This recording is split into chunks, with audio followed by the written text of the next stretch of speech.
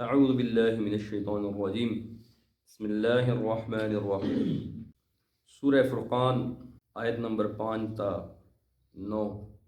اور کہتے ہیں کہ یہ پہلے لوگوں کی کہانیاں ہیں جس کو اس نے لکھ رکھا ہے، اور کیا کہتے ہیں، اور کہتے ہیں کہ یہ کیسا رسول ہے جو کھانا کھاتا ہے اور بازاروں میں چلتا پھرتا ہے، اس کے ساتھ کوئی فرشتہ کیوں نہیں؟ عجیب دعویٰ۔ کہتے ہیں جی ان کے ساتھ کوئی فرشتہ ہونا چاہیے جو بس ان کے آگے آگے چلے، ہٹو بچوں کا شور ہو گیا، بھائی رستہ دو رستہ دو رستہ دو، ادھر ہو جاؤ ادھر ہو جاؤ۔ کوئی ان کے ساتھ کوئی تلخ کلامی کرنے والا ہو، کوئی ان کے ساتھ بدتمیزی کرنے والا ہو تو رکھ کے اس کے منہ پہ چپیٹ رکھنے والا ہو، ان کی حفاظت کرنے والا ہو، باڈی گارڈ کے طور پر کوئی فرشتہ ہونا چاہیے تھا ان کے ساتھ، ٹھیک ہے؟ یا پھر یہ خود فرشتے ہوتے۔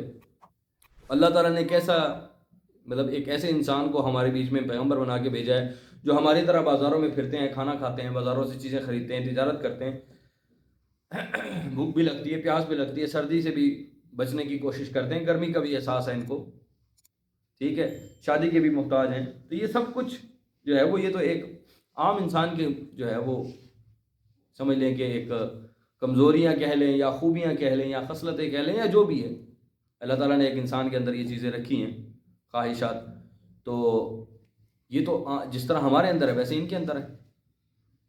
ٹھیک ہے؟ اس کے ساتھ کوئی فرشتہ کیوں نہ اترا کہ وہ اس کے ساتھ ڈرانے والا ہوتا، یا اس کی طرف کوئی خزانہ اتارا جاتا، یا پھر ایسا ہوتا کہ یہ تو خود غریب ہے، یتیم ہے، مطلب کوئی جائیداد نہیں ہے، کوئی وراثت نہیں ہے ان کی، تو اللہ تعالیٰ نے ایک ایسے شخص کو پیغمبر چنا جو بالکل ہی خاندانی وراثت سے محروم ہے، جو غریب ہیں۔ عجیب ان کے دعوے، عجیب ان کی جو ہے وہ اعتراضات تھے۔ سب سے پہلے کیا ہیں، وقالوا اساطیر الاولین، وہ کہتے ہیں کہ یہ تو پرانے پچھلے لوگوں کی کہانی ہے، ٹھیک ہے؟ قرآن پاک میں چونکہ فرعون کا بھی ذکر ہے، قارون کا بھی ذکر، پھر موسیٰ علیہ السلام کی ذکر کافی ہے، عیسیٰ علیہ السلام کا بڑا ذکر ملتا ہے، پھر وہ قوم عاد ہے، قوم سمود ہے، قوم لوط ہے،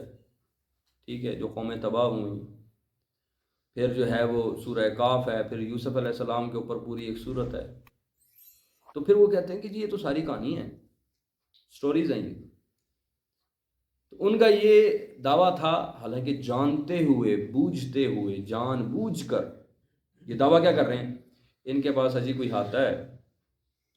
اور وہ آ کے کہانیاں سنا جاتا ہے، نعوذ باللہ، اور یہ ان کہانیوں کو یاد کر کے پھر ہمیں وحی کے طور پہ ہمیں بیان کرتے ہیں کہ یہ وحی ہے، اللہ کی طرف سے آئی ہے، ٹھیک ہے؟ قالوا اساطیر الاولین، یہ تو پہلے لوگوں کی کہانی ہے جس کو اس نے لکھ رکھا ہے، اور وہ صبح شام پڑھ پڑھ کر اسے سنائی جاتی ہیں۔ آئی سمجھ میں کہ صبح آتے ہیں لوگ اس کے پاس، شام کو آتے ہیں اور جو ہے وہ اس کو کہانیاں سنا دیتے ہیں ان کو، اور یہ پھر وہ کہانیاں ہمیں سنا سنا کے کہتے ہیں جی اللہ کا کلام ہے۔ آپ صلی اللہ علیہ وآلہ وسلم ان کو فرما دیں، قرآن کو نازل کیا ہے اس نے جو آسمان اور زمین کے راز جانتا ہے، سمجھیں،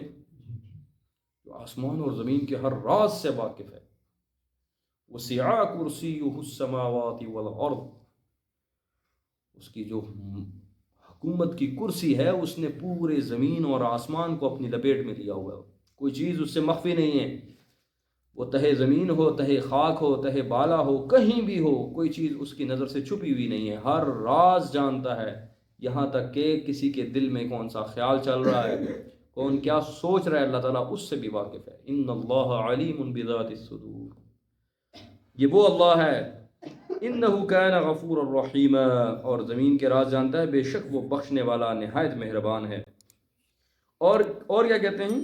اور کہتے ہیں کہ یہ کیسا رسول ہے جو کھانا کھاتا ہے اور بازاروں میں چلتا پھرتا ہے، اس کے ساتھ کوئی فرشتہ کیوں نہیں؟ عجیب دعویٰ۔ کہتے ہیں جی ان کے ساتھ کوئی فرشتہ ہونا چاہیے جو بس ان کے آگے آگے چلے، ہٹو بچوں کا شور ہو گیا، بھائی رستہ دو رستہ دو رستہ دو، ادھر ہو جاؤ ادھر ہو جاؤ۔ کوئی ان کے ساتھ کوئی تلخ کلامی کرنے والا ہو، کوئی ان کے ساتھ بدتمیزی کرنے والا ہو تو رکھ کے اس کے منہ پہ چپیٹ رکھنے والا ہو، ان کی حفاظت کرنے والا ہو، باڈی گارڈ کے طور پر کوئی فرشتہ ہونا چاہیے تھا ان کے ساتھ۔